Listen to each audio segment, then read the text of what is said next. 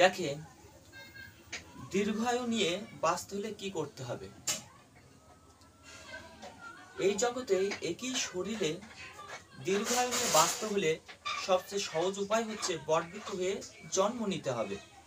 তাতে কমপক্ষে 1000 বছর পর্যন্ত আয়ু নিয়ে থাকার আশা করা যায়। কলিযুগের মানুষকে তো মাত্র 100 বছর পর্যন্ত আয়ুষ্কালের মেয়াদ দেওয়া হয়েছে।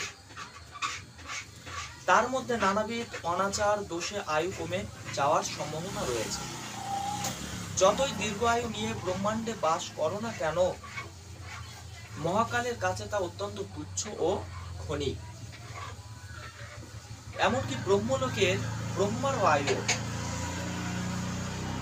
প্রকৃত চিরায়ু নিত্য জীবন হচ্ছে বৈকুণ্ঠ জগতে।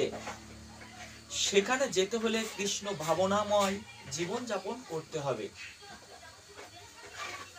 রাধে রাধে।